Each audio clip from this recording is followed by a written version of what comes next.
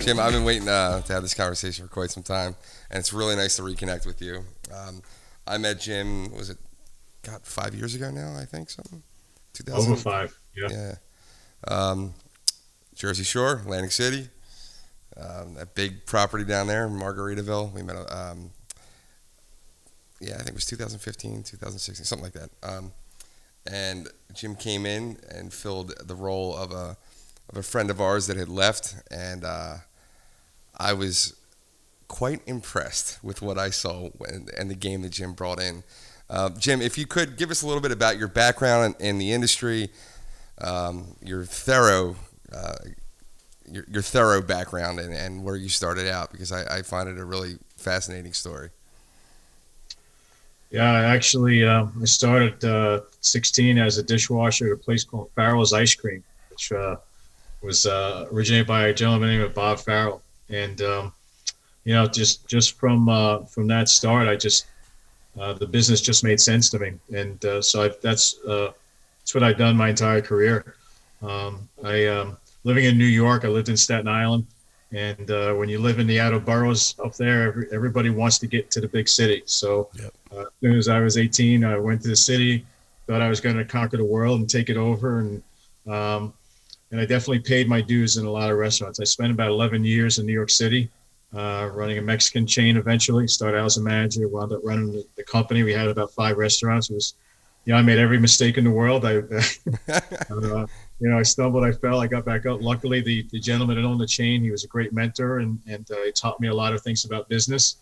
Um, and it was a great run. Unfortunately, he passed away, and they sold off the pieces because the real estate in New York was worth a lot more than a Mexican restaurant. Sure. Um, but I got to do a lot of cool things in my career. As Pat, I was with Margaritaville, but I was also with Fridays.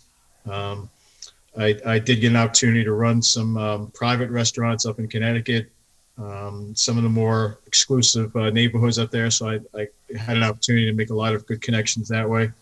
And for me, it just always went back to my roots. I mean, growing up, I was always in my grandma's basement, and we were always making pasta, and we were always making gravy. No offense to the sauce fans, but and the passion stayed with me. So I've been very fortunate. I worked for a company called Hill Brewery, which is a local Philadelphia, Delaware company.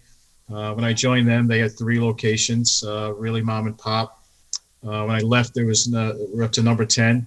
I started as a manager. I got an opportunity to actually run all the day-to-day operations.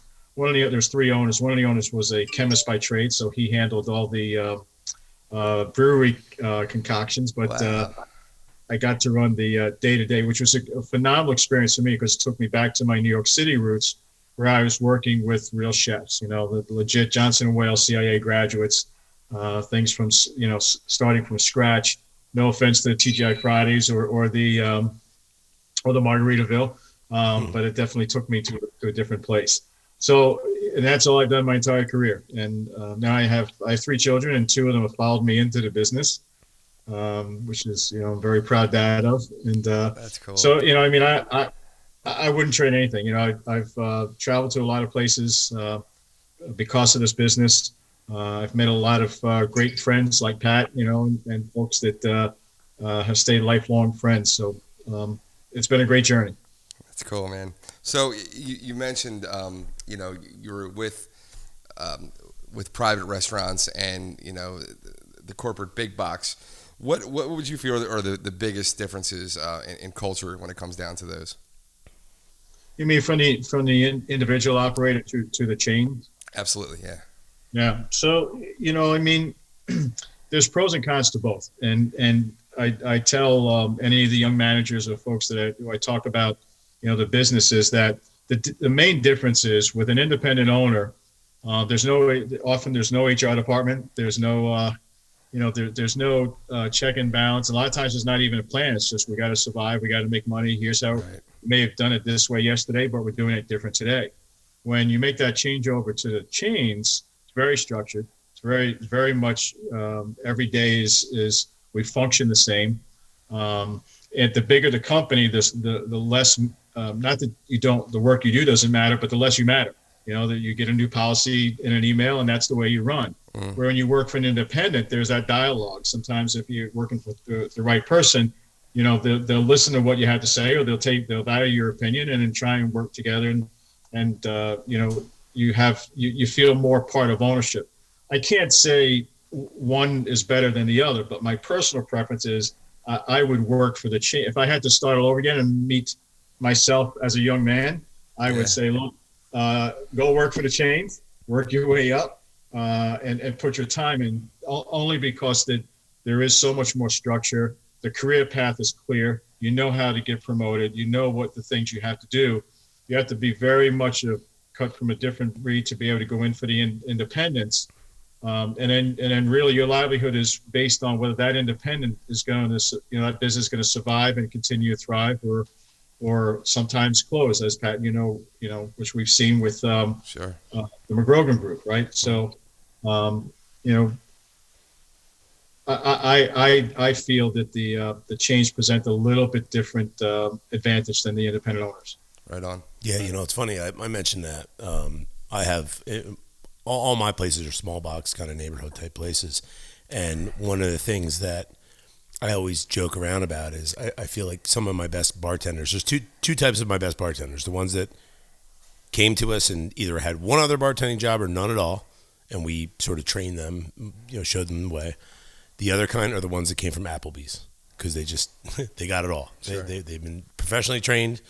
They know how to put on the smile. They know their 32 pieces of flair or whatever. Yeah. Whatever they're kind of taught, and they understand that it's about making the customer happy, and it's been a good experience for the folks that I've experienced, that I've been fortunate enough to get from some of those chains. Get them green or get them right. Yeah, it makes sense. So I know when I worked with you, you spent a great deal of time on metrics, and you taught me a lot about analytics. Thank you. There's we did a lot of metric work. If you could speak on the importance of following metrics and what operators are missing out if they don't do such a thing, and they put that aside and put that at the bottom of their punch list at the day when they never get to it. I think and for sure in the times that we are currently in, it's even more important. You have to be dialed in, and the numbers tell you a story. They tell you the current trend, and you're able to look at that and make determinations what makes sense going forward. And if we go back to the independent owner, so a lot of times that's the difference for them changing the menu for the weekend, because they have a different cost center they're going to have to meet for the profitability piece.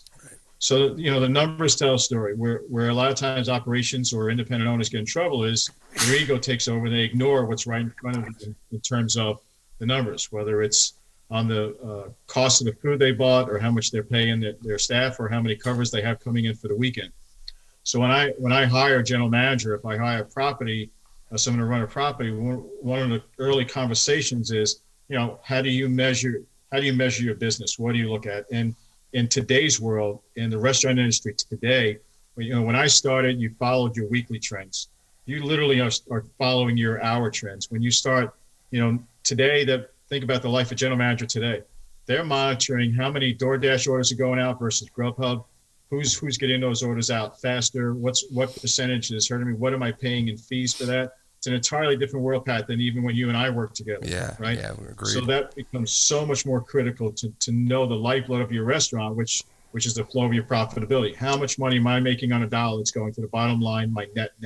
Yeah, we were just speaking last night with somebody else about that, as far as the talking about the importance of the takeout operation, where that was always it was always an afterthought, and now it's it could be the difference of you staying there and you having to give up a lease, or firing or furloughing 40, 50 people.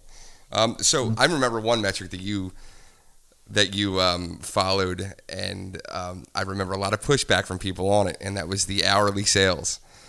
It might have been Margaritaville, where you had implemented managers tracking hourly sales, especially on the weekends, and the importance there of it. And it opened up our eyes to not only the trends that were going on the weekends, but what we had to do in order to increase that, and the difference between projected and forecasted sales and whatnot. And I found it very fascinating to think about an operation that way, like on an hourly basis, because most people don't even. I mean, when it comes to independent, some guys don't even look at it on a weekly basis what they're doing, let alone an hourly basis. So really drilling down was a fascinating play. What was the importance of that metric?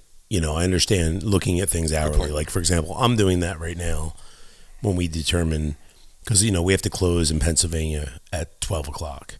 So I'm really interested. Am I getting the 9 o'clock crowd at 7 o'clock? Are they coming out earlier? Or are they behaving the same, coming out at 9 o'clock and then going somewhere else that might be, against the governor's order and staying open? What was the kind of trigger or reason behind that hourly monitoring?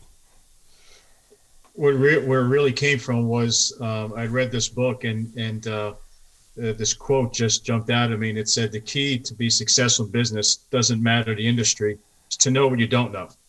And so that just sent my mind starting to think about, well, how much don't I know about my business? So we all, restaurateurs, independent or chain, we all can at the end of the day take a printout and see what our total sales are for the day. Anybody can read that, and It's great. But what you want to pay attention to is on that hourly, there's two different reasons. Now, first and foremost, if you have your managers, not necessarily your GMs, but you have your managers tracking that, it's going to make them more aware, more in tune with where the business is going by the hour. Hey, you know what? We did $200 less this hour than last hour. I probably should send a couple of folks home. So it's saving that operator some dollars that are going to go right to the bottom that would have been spent if we ignored it and waited to the end of the night of what the sales look like. And the other part of it goes back to knowing what you don't know. If there was a significant drop and you see 2-3 Saturdays in a row and that's 7-8 hours, not the same it used to be, you've got to pay attention to that. So did I not staff properly? Did I not have the right folks on? Did a competitor nearby start running a program that's offering something better than I have? And now I've lost that, that first wave of reservations come in at 6 o'clock. But if I'm losing at 7 o'clock, we need to know why, right? No, you got to know what you don't know, right? So it helped the managers be more, successful because they're more dialed in. They have a much more greater awareness of the flow of the business by the hour instead of like, boy, that was a busy dinner shift, but we were still down a bit. Right. Yeah. Makes sense. I remember when you came into the one role, you stepped in, and there was, of course, anytime there's any type of transition when it comes to authority, no matter what the business is, there's always some type of pushback or fear of change. But you did a phenomenal job of grabbing buy-in from management staff who was very apprehensive initially of you when you stepped in. And I remember seeing the culture change within 2 or 3 weeks of you being in that role. If you could, tell me what you typically do when you're walking into a situation where you're going into a new role, a new property, and you're looking at the scene and you have to get buy-in from your management team. Otherwise, you're going to wind up failing. What are some of the things that you typically do when stepping into a new position? Well, so if we go to my period of time when I was with Kildare's, right? So here's this Italian guy from New York coming down to run a bunch of Irish bars, right? And you're talking from folks that are like right from, and Pat, I'm sure you remember some of them, right? So they were clearly apprehensive of me. And when I came into Margaritaville, and I always take the same approach, although some conversations may be a little bit different. But first, right off the bat, I don't know if you remember or not, but I had that conversation. Look, here's what you're going to get from me. You're going to get clarity. I don't play games.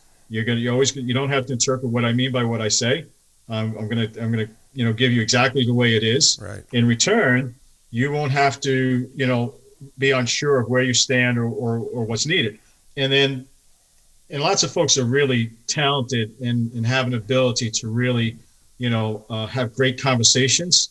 But everything goes back to, it's not so much what we say, what we do. Agreed. So I make sure that right after that conversation, my very first opportunity where my actions match my words, I've now started to build that credibility with those individuals.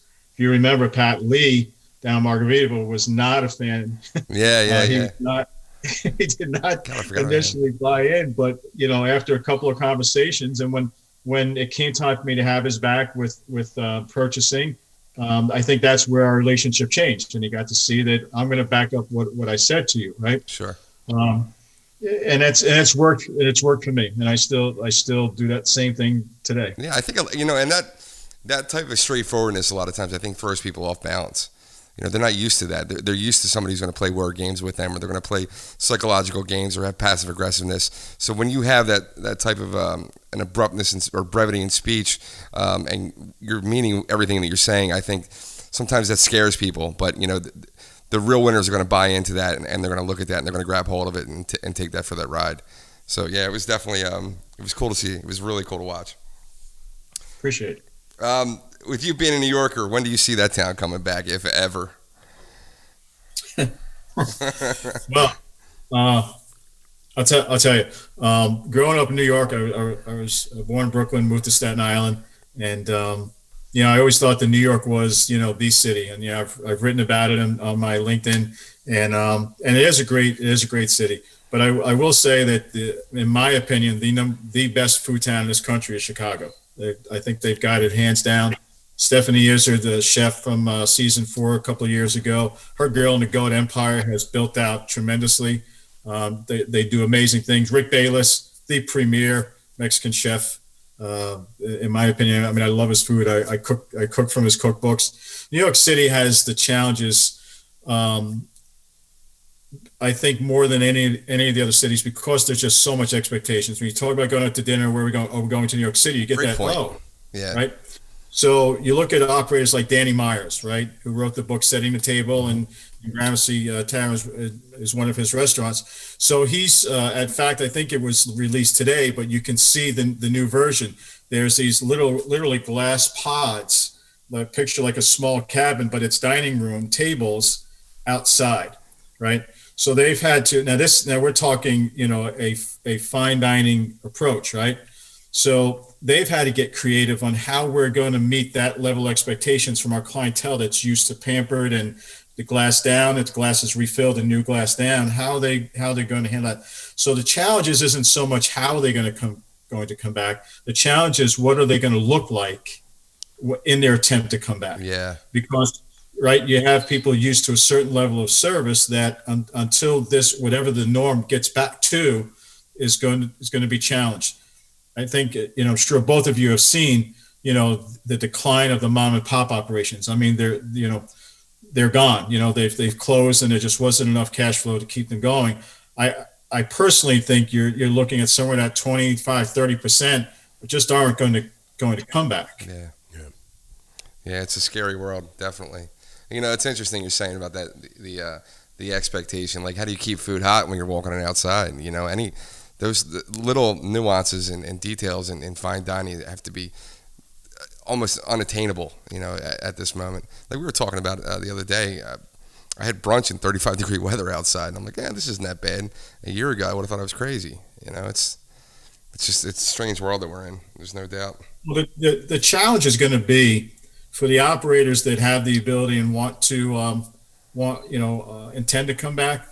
The restaurant association in every city is going to have to work, and the city are going to have to work hand in hand. Mm-hmm. The operators themselves are not going to do it. They're going to need restrictions eased in terms of parking or curbside or the ability to go out onto the sidewalks to run that business, to get some type of that cash flow back. It's not just on the restaurateur. They're going to need help to get back to some point of profitability.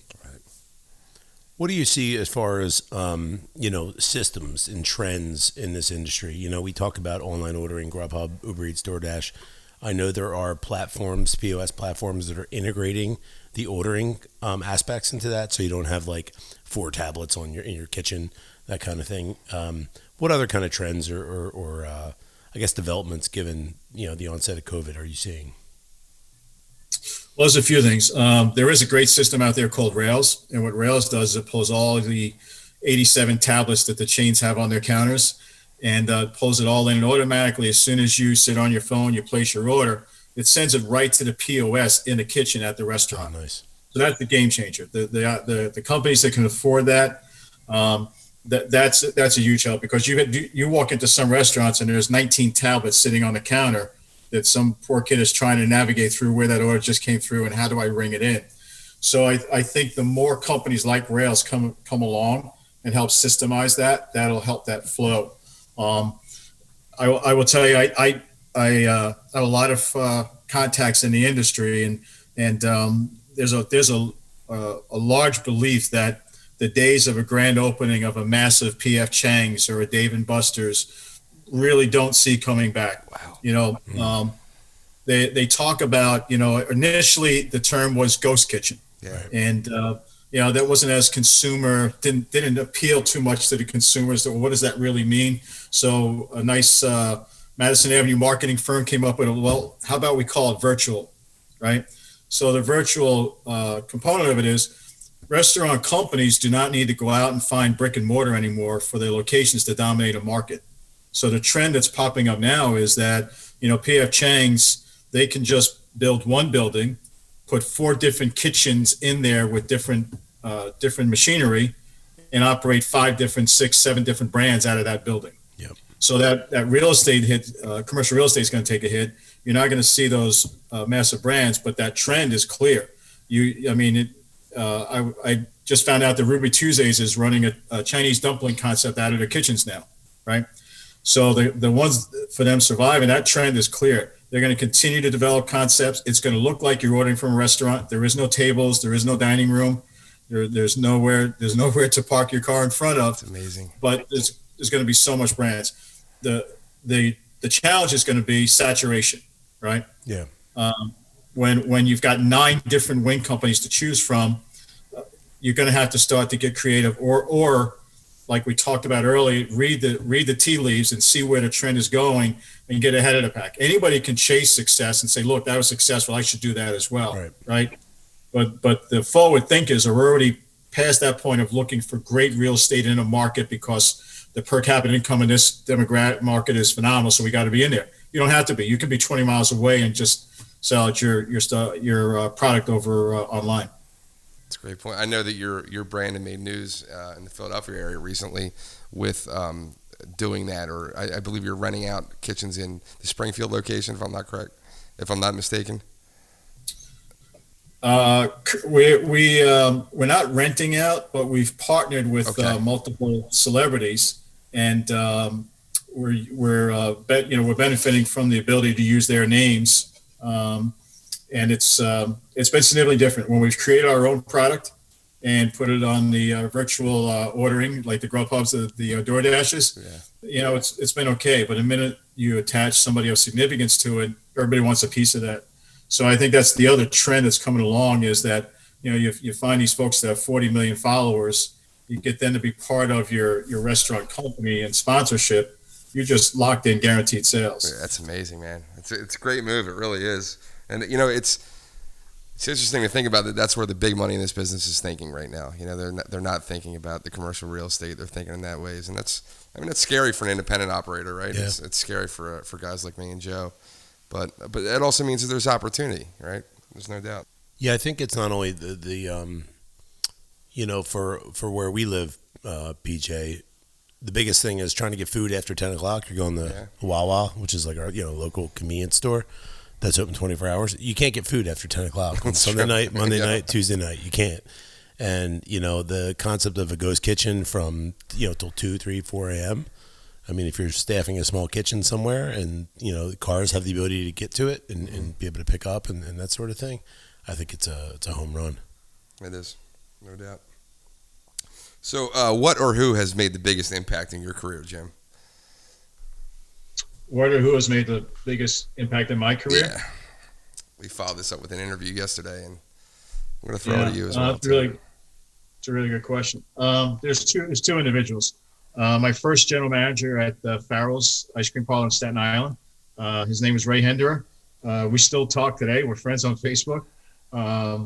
But he gave me my first shot, and he was the one that said, if you can figure out how to get out of your own way, you actually could be pretty successful in this business. So I took that advice. And then the gentleman I worked for in New York City for 11 years, he really taught me the business side of it. So I knew how to be a manager, a general manager, but he was an independent owner. He was a real estate person by trade. He backed into the restaurant business. He had a tenant that was running a Mexican concept downstairs, and they defaulted and they left, but they left the whole kitchen there. So he woke up one morning, found himself in the restaurant business. and I think the bug got to him, and he started running it, and he partnered with Taylor ice cream machines, and they were a big thing years ago. But he was the originator of the frozen slush margarita, and so he had a patent for 2 years. So we were the only Mexican restaurant in New York City selling frozen margaritas. Wow. And we would have a line out the door from 12 o'clock on. And he really taught me so much. And as I stayed with him through the years, I became, I had more and more responsibility. So, it was great because I got to see through the eyes of an entrepreneur, but very much he ran it like a chain. Yeah, that's cool. Just thinking about working with you in the past, I remember that you were always a big commuter. I had a long drive going to a couple of my positions as well too, and I remember that you were, 2 hours. It's nothing for Jim Townsend, each way, and it's interesting. So, are you still traveling like that now, or no? Well, Pat, it's gotten a little bit easier. So we did have 9 restaurants down in Virginia. So the first year I joined, I was 167 nights in the hotel. Woo!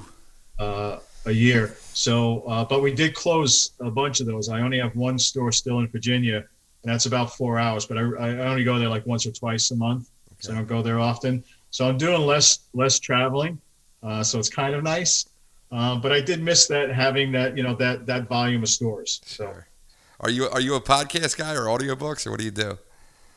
I do a little bit of both. I mean, especially if I'm traveling up to Virginia, I'll have a couple of podcasts lined up to listen to, and so I go back and forth. I mean, I try to stay within the industry, but sometimes I became a big fan of Simon Sinek, right? So I keep teaching all our managers, no. You got to start with the why, right? Explain the why, right? Yeah.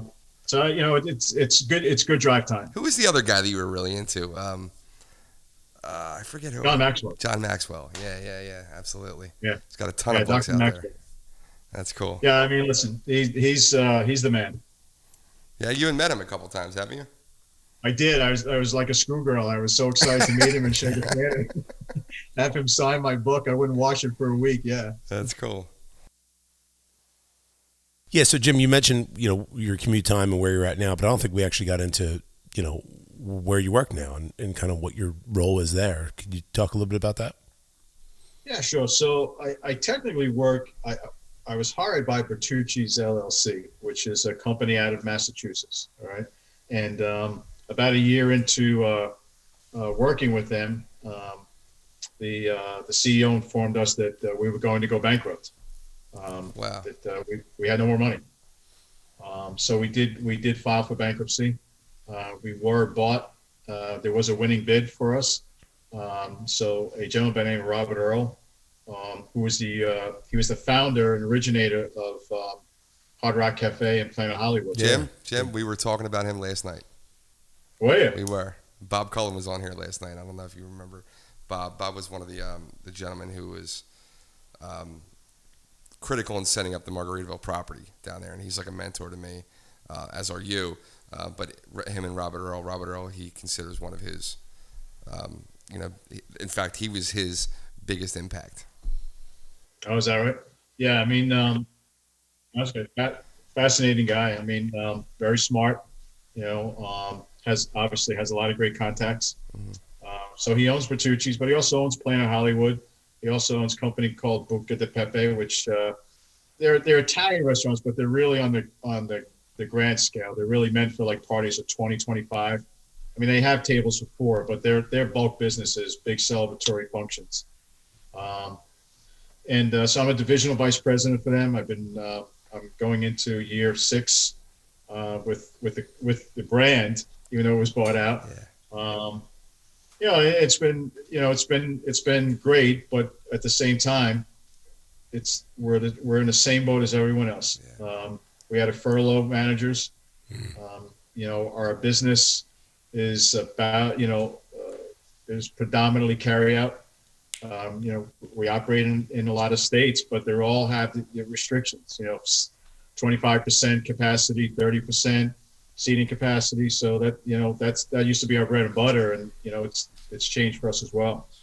I'll tell you what, man. For my money, I love your chicken piccata. I go there probably twice a month for it, and that was the first thing I ever made in my entire life. I am a piccata fan. I'm very impressed with it. The sauce is excellent. Big fan of it. Yeah, I mean, Bertucci's, the core brand doesn't really get, I feel, enough respect, because the sauce is made fresh every day. The pizza dough is made fresh every day. Yeah, you can tell. So and when you go in and sit down and you order your what you say, chicken parmesan? Piccata. What a piccata, yeah.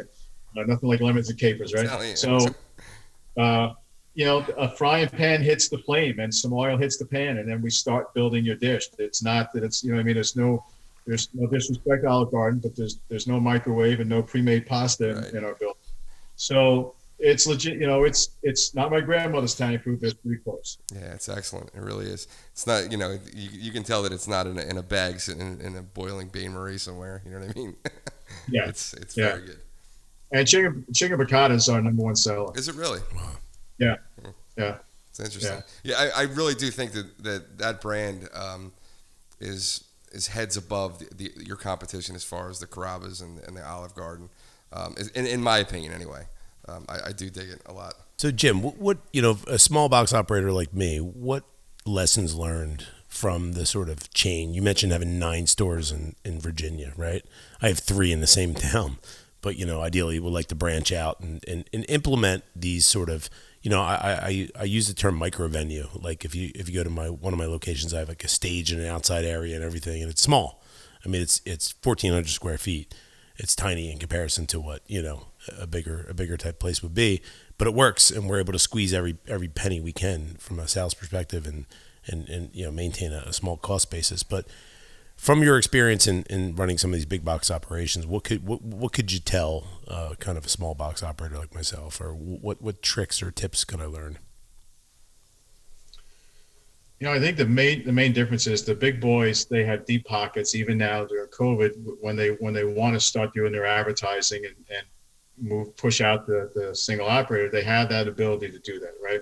So as an entrepreneur operating restaurants, you have to grab your market share, but you're competing against an unfair playing field because you don't have that spend, right? Right. So I this is just my opinion, but I think you have to look at every single market opportunity. For example, on Valentine's Day, even Thanksgiving, night before Thanksgiving, there's certain nights during the year that people just don't want to cook, and they don't necessarily want somebody bringing it up their doorstep and leaving it. So a prepackaged dinner, right, is a huge way to go, because they literally have the whole thing. You put it all together in bakeable tins, right? Just the foil tins, right? Sure. So they can recreate the experience from the food side, because they like your food at home. You get to sell at a premium price because it's feeding 4 or 6. You still get the sale, and they still get to kind of stay at home and have whatever they're roasting their turkey or doing their stuffing. And there's nothing wrong with having that, on the weekend. So go back to something Pat asked earlier. That's why you pay attention to trends. What's your top 3 sellers? Well, if 1 or 2 of those is an entree, your locals, your regulars are telling you, we really like that, and we come back for that often. So provided in a more accessible way that it literally they could stop by to carry out, pick it up, and everything is there. The salads for 4, the rolls for 4, the food to feed 4, the utensils, the plates, and you just, they may be working 2 jobs because of COVID right now. They literally can just go home, put in the oven for 20 minutes, and family fed. So you have to navigate through those. You have to quickly break license with any of the third-party deliveries that are really hurting your business. Sure, like we recently just moved away from one because their drivers were keeping the food, never delivering it, canceling the orders at a disproportionate amount. And so sure. We knew that it wasn't us. So those areas are where the independent operator, and the other part is co-branding. There's nothing wrong with branding with another company within your market. I think Iron Hill does a great job with that. getting local, partnerships with other organizations. So now you're sharing both your following and theirs, and so both sides win. Right, I like it. Excellent point. Another thing we talked a little bit about earlier, and I'm a big numbers guy. I spend probably too much time looking at the numbers. Probably should spend more time doing other things in my locations. But what are some of the things that you've discovered by combing through the numbers that have been like either aha moments or moments of clarity, or we're like, whoa, we got to either fix this or we got to figure out a way to do this repeatable? A simple example I might use is, we have these drinks called Wildwoods.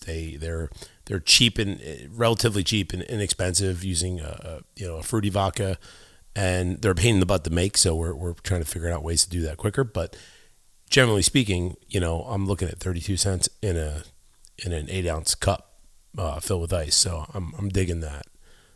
Sure. And so then the question is, how can I sell 300 of them a day instead of 100 of them a day, or something along those lines? So curious to know, in your experience, what are some of those maybe things you've metrics you now follow from combing through the data? Well, numbers tell a story, and I think the best example I can give you is a couple of years back. I was doing some consulting work for an entrepreneur up in Hoboken, and it was a very similar story to a lot of folks are going through. They had a great location. They just needed time to establish, the brand in the neighborhood and get folks come in. So, sure. So I went in and I started looking at their numbers, and I had reached out to one of their large purveyors, and I asked, I want to see, their invoices and their pricing, because I wanted to see if they were getting a fair deal. And there are actually companies out there that all they do is they search, they take your invoices. So I don't know who you use, Cisco, US Foods, or somebody I local? use a local provider that does the same thing. Okay, same thing. So what they do is they'll take your Cisco invoice, and then they'll look at all the manufacturers. Let's say we bought Hunt's tomato sauce, or we bought Wesson oil. They'll look through each one of those and see who has a rebate. When I signed on with them, yes, they get a piece of the pie, but they would find me rebates for thousands of dollars on the products I bought that I had no idea existed. And unless you were part of that market, you had no clue. Your salesman comes in and says, "Hey, Hunt's tomato sauce, 6 number 10s, it's $33. It's on sale for $29." But what he's not telling you, what you don't know, is they actually have a rebate program for that, and you actually could get another $15 back. So that was a game changer. So we took his profit. Money just flowed to the bottom, right? Simply because we didn't change anything. We didn't cheapen a product. We didn't put a lesser quality. We just dug in on the numbers. Another one was linen. Nobody likes to, but I mandated that every store count the linen when it came in. And we found 15 to 25 aprons a week per location short. Yeah. That doesn't seem like a lot, but if you're a single operator and you go over a year, trust me, you would have liked to have had that money in your bank. Sure.